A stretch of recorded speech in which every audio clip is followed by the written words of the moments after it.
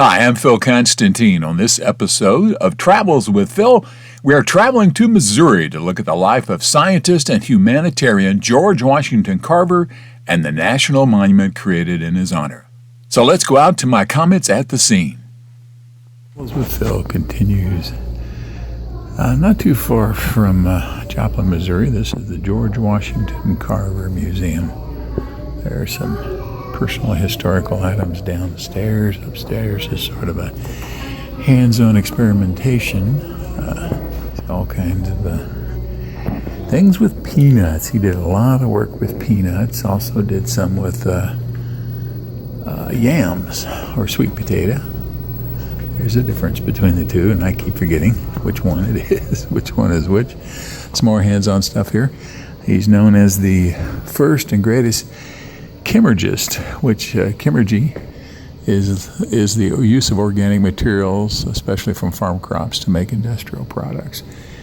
And this was the first national park made to honor an African American, the one for George Washington Carver. Now, I'm going to show you part of a biography created by the National Park Service that'll tell you about Carver. George Washington Carver was born enslaved into a place and time plagued by guerrilla warfare and outlaw gangs. Circumstances of his early years are murky, but the tales he was told reflect these turbulent times and had a lasting impact on Carver's self-image. His faith in both God and nature helped him endure the hardships he faced throughout his life. Day after day, I spent in the woods alone. Alone there, with things I love most, I gather specimens and study the great lessons nature is so eager to teach us all. His knack for studying and healing plants brought him notoriety as the plant doctor among friends and neighbors. Learning from nature and teaching others came to define his mission in life. By 1896, Carver had become the first African-American graduate and faculty member of Iowa State. His hard work and accomplishments there brought him an offer that changed his life. At Tuskegee Institute in Alabama, Booker T. Washington was promoting opportunities for blacks through education. Learning of Carver's work in the growing field of scientific agriculture, Washington invited him to join the faculty at Tuskegee. Good morning, class. So, I looked at the sweet potato and I said, sweet potato, what are you? The sweet potato. From a child, I had an inordinate desire for knowledge. Nothing is so damaging as ignorance. Versatile food source. I went to the trash pile of Tuskegee Institute and started my laboratory with bottles, old fruit jars, and any other thing I found that I could use.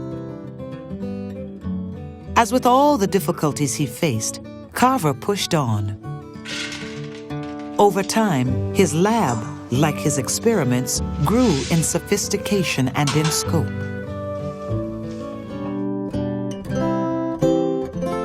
Carver spoke a language the poor farmer could understand. Through his illustrated agricultural bulletins, he showed them edible plants where others only saw weeds. Acorns and vines could become food for their animals. Wild fruits could be canned and preserved. Fertilizers could be created from waste.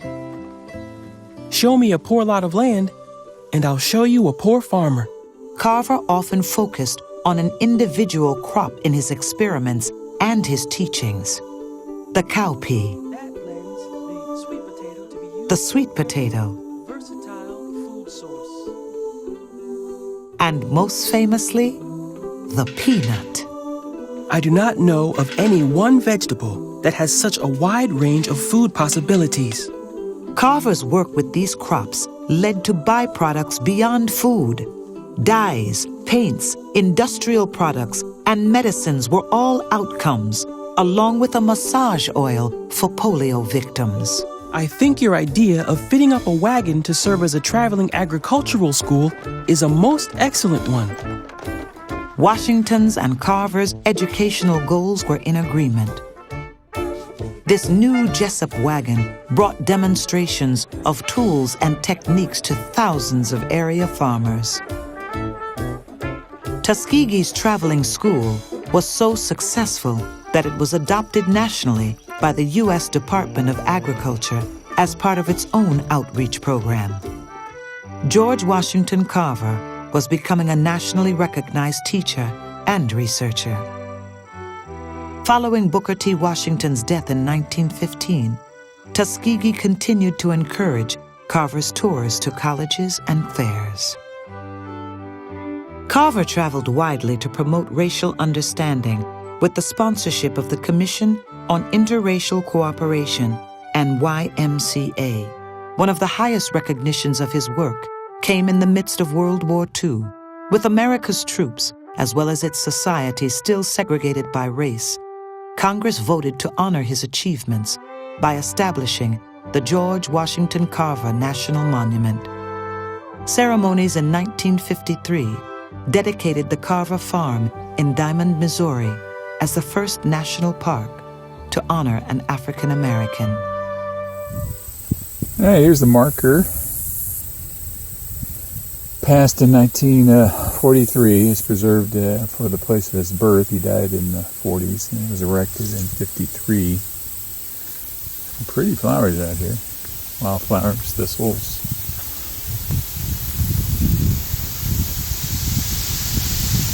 And this would be where he was born during the Civil War. Or just after. And this is the overlook, not too far from the main center, over part of the area around the farm of Moses Carver. And you can see a statue to him down through the trees there, as a boy.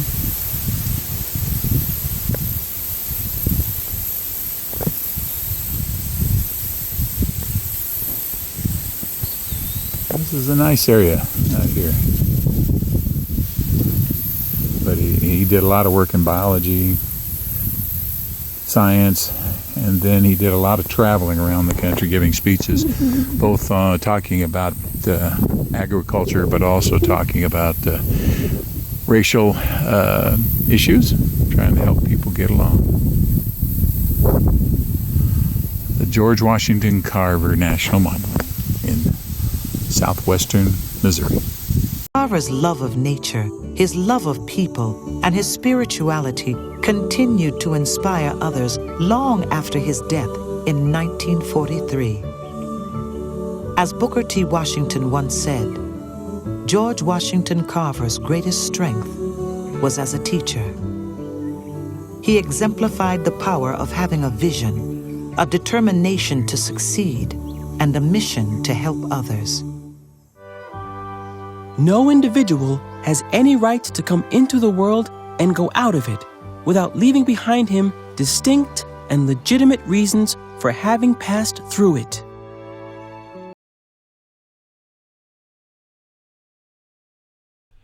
Thank you very much for watching this video. Please feel free to make comments below as long as the language is family friendly. And if you like this video, please click on the thumbs up button below. You can also subscribe to my YouTube channel by clicking on the circle with my picture in it in the lower right-hand corner of the video. The arrow is pointing at it now. And once you have subscribed, you can be notified of when I have a new video posted by clicking on the bell icon in the description field below the video. Thanks again for watching.